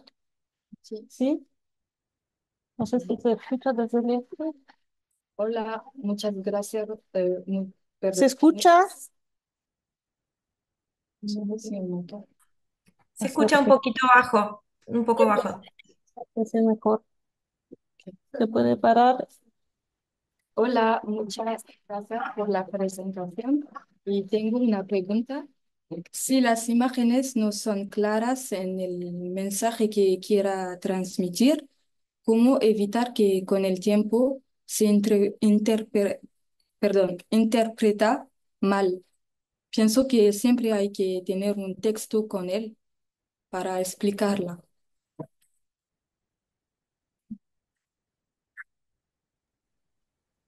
Ok, gracias. Bueno, no sé si haya por acá una tercera pregunta. En el chat no veo preguntas, pero digamos que para completar esta ronda, quisiera yo también incorporar una pregunta. No sé si sea ya para el cierre, porque ya ahora sí estamos casi a tiempo, pero bueno, aprovecho este momento. Bueno, Ana, yo tengo como ahí varios temas, inquietudes que se cruzan, que espero poder resumir, pero sobre todo, mientras te escuchaba y veía estas imágenes que nos compartías, pensaba mucho también en el ejercicio, bueno, o sea, de la construcción de las narrativas de las memorias, entretejiendo palabras, imágenes y sobre todo a partir de los dispositivos que hoy en día utilizamos, ¿no? Porque por un lado, como decía también Pascal, pues está el lenguaje, sí, que se plasma en soportes que de algún modo compartimos también a través de imágenes y de redes, entonces como que son como muchas capas y dimensiones de soporte material, digital, semiótico, semántico y demás, ¿no? Entonces son como muchas capas discursivas también, pero sobre todo me resonaba mucho también este término que seguramente trabajarás o tendrás por ahí, algo al respecto sobre la posmemoria, ¿no? Este término que también, sobre todo a partir de autoras como Marianne Hirsch lo menciona, ¿no? De cómo hoy en día, por ejemplo, pienso en estas generaciones, bueno, a la distancia geográfica en Argentina, cómo viven estas juventudes este, que están pues desconectadas en el tiempo, vaya, pero que seguramente a través de esta transmisión de las memorias hay algo ahí que se transfiguró, ¿no? En donde ahora están como apoyando estas movilizaciones de derecha a través de estas intervenciones de imágenes. Entonces, seguramente habrá como en estas transiciones históricas, políticas y demás, en donde hay un contrapeso, ¿no? de las izquierdas o de otros partidos políticos que han estado en esta transición, ¿no? De la democracia hacia ahora, en donde no conectan ya con estas memorias generacionales que vivieron tal cual esta represión, ¿no? Entonces, pues no sé cómo se vive esta cuestión política ya o cómo lo ves tú, ¿no? Yo incorporo pues este término de la posmemoria, no sé si sea pertinente, vaya, dado el contexto de ella, pero pienso desde acá, ¿no? A la distancia en ello. Por un lado eso, y por el otro también pensaba en este símbolo de, del pañuelo que tú nos compartes, que me parece como un proyecto muy lindo y demás, pero también me quedaba pensando qué tanto también, además de representar obviamente pues esta cuestión del nunca más, ¿no? La represión y demás, también qué tanto implica como significa también algo de una movilización propiamente femenina también, ¿no? Entonces, como que tanto puede ser también el peso de lo femenino y los feminismos de hoy en día que implica un rechazo o repulsión de estas derechas que quizás por ahí está atravesado lo misógino, ¿no? Bueno, serían esas dos como preguntas, comentarios que yo compartía.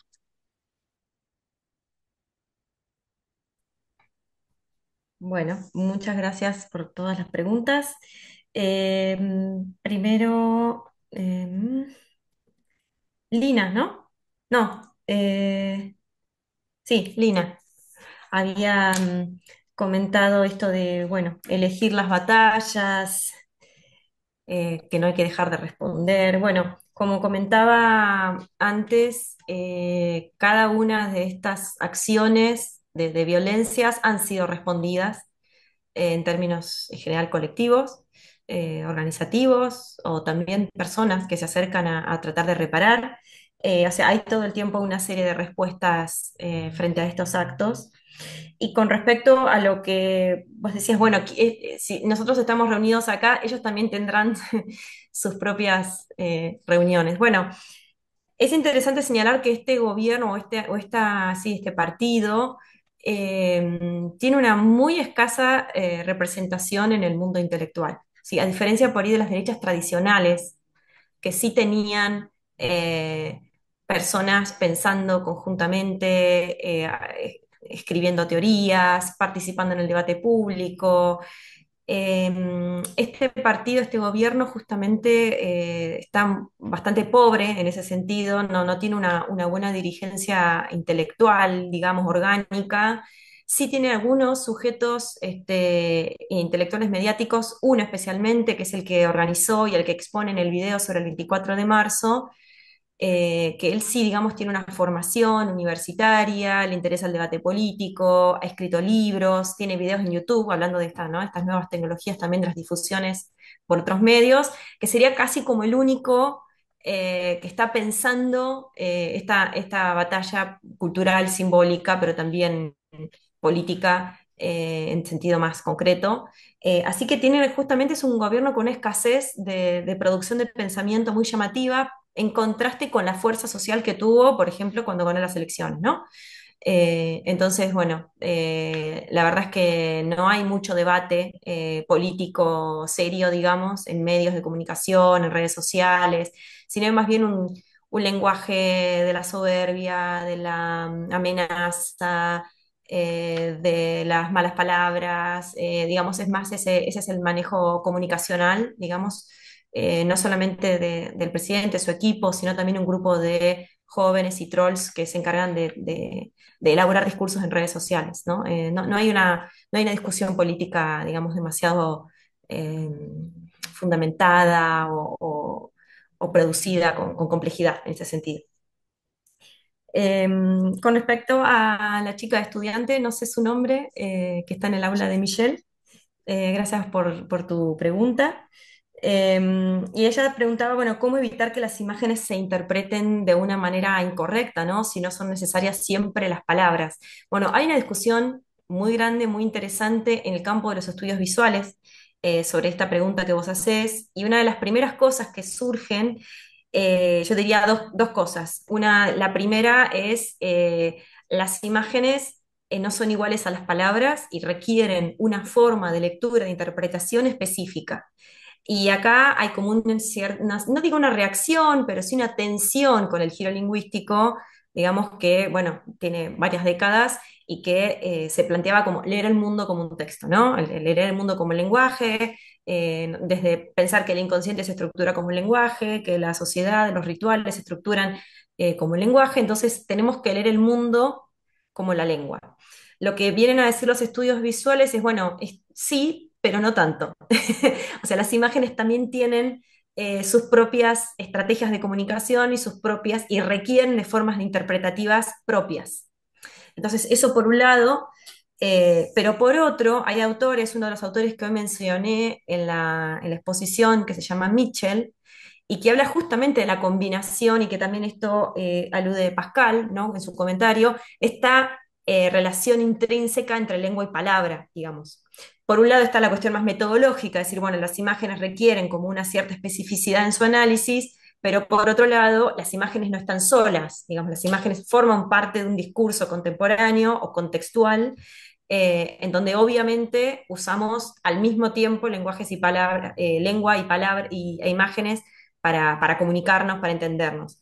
Lo que sí es interesante pensar que en este momento contemporáneo la proliferación de imágenes es casi única en la historia de la humanidad. Digamos, si bien ha habido momentos en los que las imágenes tenían una pregnancia, por lo menos en términos pedagógicos, por ejemplo, cuando la mayoría de la población era analfabeta, ¿no? Desde el medioevo hasta para atrás, la imagen tenía una importancia. Sin embargo, en la actualidad, la proliferación y la circulación de imágenes es absolutamente mayor, ¿no? Es exponencial.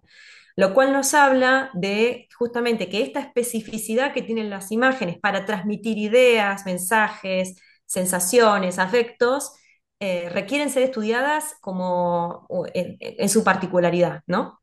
Entonces, bueno, esta es una discusión muy grande que se abre en relación con la pregunta, pero así como las palabras también pueden cambiar de significado, ¿no? Los significantes no están atados indisolublemente a su significado. Como decíamos hoy, salió varias veces acá el término libertario, ¿no? Que es un término de origen muy distinto y opuesto al que se utiliza actualmente.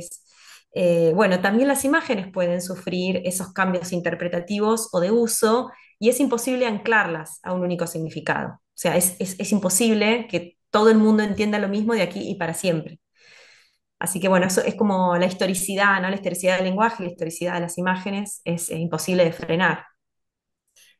Y finalmente, con respecto a los comentarios de Maite, que también me interesan mucho, eh, con respecto a estas juventudes argentinas, ¿no? Que han sido uno de los votos mayoritarios que tuvo Milei para su elección presidencial, hoy en decadencia, ¿no? Esta masividad que tuvo ya no es tal. Pero es interesante la pregunta justamente porque si hubo, dentro de las políticas de derechos humanos, las políticas culturales de los gobiernos anteriores, una de ellas fue, por ejemplo, que en la escuela, en las escuelas, se hablara del 24 de marzo y de la dictadura, ¿no? Entonces, bueno, muchos niños y niñas que en sus casas nunca se había hablado del tema, encontraron en la escuela un lugar donde entender y comprender parte de la historia. Pasó a formar parte de los manuales de historia, de los manuales de las escuelas primarias y secundarias, y el 24 de marzo se transformó también en una efeméride donde a veces algunos docentes o familias no estaban tan de acuerdo con esta política cultural y evidentemente ahí no funcionó en los términos por lo menos que se esperaban, ¿no? Porque la mayoría de los jóvenes en Argentina tienen educación por lo menos primaria completa y seguramente secundaria por la mitad o completa, es decir, que hay un nivel educativo en general bastante completo. Sin embargo, a la hora de votar, se jugaron otras cuestiones, lo que diría, ¿no? Se jugaron identidades políticas que se construyeron al calor de una crisis de representación enorme que se dio post pandemia o durante y post pandemia, el agotamiento de un ciclo de gobiernos kirchneristas, tal como, por lo menos en el mismo sentido en el que se venían dando, y la emergencia de este liderazgo político tan excéntrico, tan especial y aparentemente revolucionario, ¿no? Revolucionario por derecha, tuvo un peso específico muchísimo mayor que cualquier política educativa y de memoria que hayamos tenido en estos últimos 40 años, ¿no? Entonces hay que como pensar esa complejidad, ¿no? Entre una educación no siempre bien implementada, una reacción a ciertos discursos de memoria que fueron proliferando muy fuertemente, y también la emergencia de esta figura y este partido que parecía representar lo nuevo, ¿no? Lo nuevo que justo yo llamo reaccionario, entonces, bueno, sería como ahí otra contradicción para conversar. Y con respecto al pañuelo, también me gusta mucho la asociación que haces porque justamente es la asociación que hacemos. Vos recordarás cuando acá comienza la campaña por el aborto legal, justamente el símbolo que utilizábamos era un pañuelo verde, ¿no?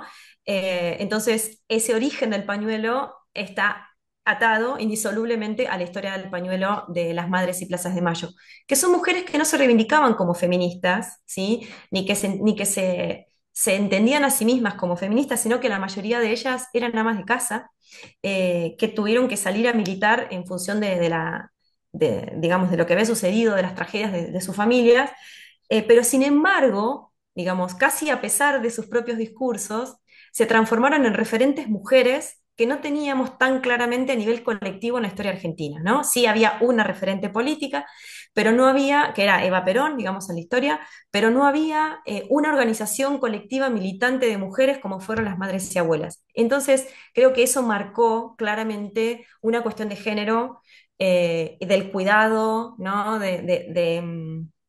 Digamos, de salir a la calle a pesar de todo, digamos, también rompiendo ciertas estructuras respecto de lo que el género debía ser, ¿no? En términos de prejuicios, ¿no? Tengo miedo porque soy mujer, sin embargo, estaban allá en la calle enfrentándose a la dictadura, ¿no? Entonces, hay una asociación entre pañuelo, mujeres y feminismo, eh, que es, digamos, es otro de los focos de atención de este gobierno, justamente, ¿no? Las políticas antifeministas, el discurso antifeminista, misógino y patriarcal es parte de su discurso político. Se han desmantelado, así como se han desmantelado todas las políticas de derechos humanos, se han desmantelado las políticas contra la violencia de género. Ha sido también un objetivo claro de este gobierno. Entonces, creo que está todo vinculado, si bien ellos no dicen claramente, bueno, los pañuelos tienen que ver con la militancia femenina, pero digamos, nosotros podemos leer que ahí hay una confluencia, ¿no? de enemigos, por decirlo de alguna manera, en el discurso conservador, misógino y antiderechos, ¿no? del gobierno. Entonces, sí, creo que es muy acertado lo que estás comentando porque es parte justamente de la misma narrativa, ¿no? Narrativa y políticas, ¿sí? Porque no queda en un nivel discursivo, sino que hay políticas como quitar el apoyo a las mujeres que sufren violencia de género, digamos, eso es bien concreto y que tiene un impacto real, ¿no? en la vida de las personas.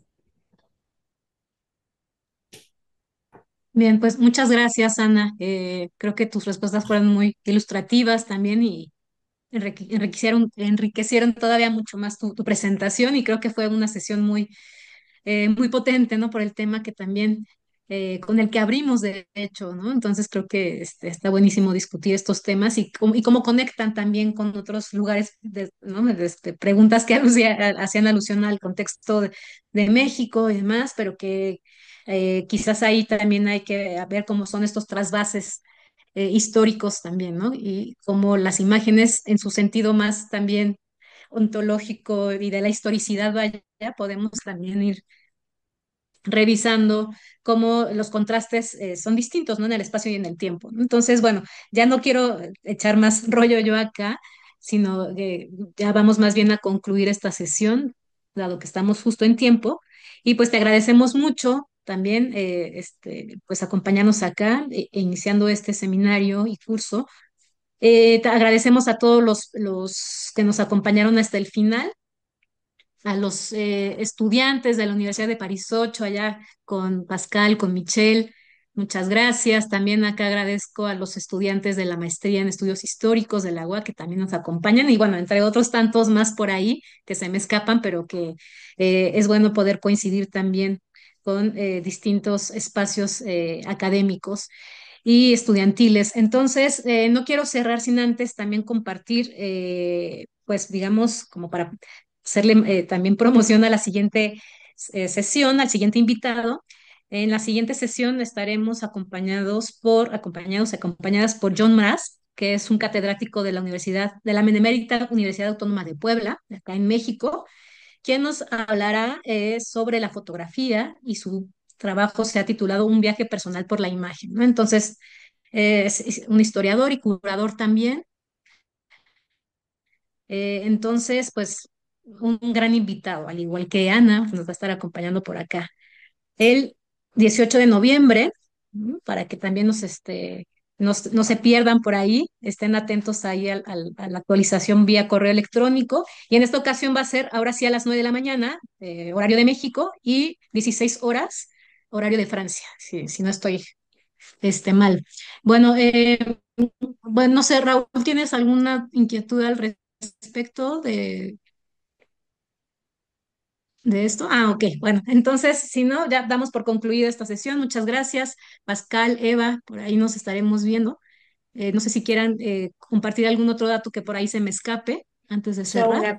una cosita súper rápida. Sí. Bueno, muchísimas gracias, Ana. Un placer escucharte. La verdad que ha sido una conferencia maravillosa. Yo me quedo en varias cosas también. Y comentar que esta sesión está siendo grabada y que las vamos a subir al canal de YouTube del Centro de Investigaciones Interdisciplinarias. Entonces se va a poder estar consultando lo que conversamos el día de hoy, una semana después de cada uno de los semilleros. Nada más. Gracias. Gracias, Eva. Gracias, Ana. Gracias a todos, todas, todes. Nos vemos Gracias. entonces en un mes, aproximadamente el 18 de noviembre. Cualquier duda, estamos por ahí en contacto en el correo institucional o en redes, también por ahí andamos promoviendo estas actividades. Gracias. Muchas gracias Gracias. y que tengan lindo día y linda tarde. Chao, muchas Hasta gracias. luego. Gracias. Saludos.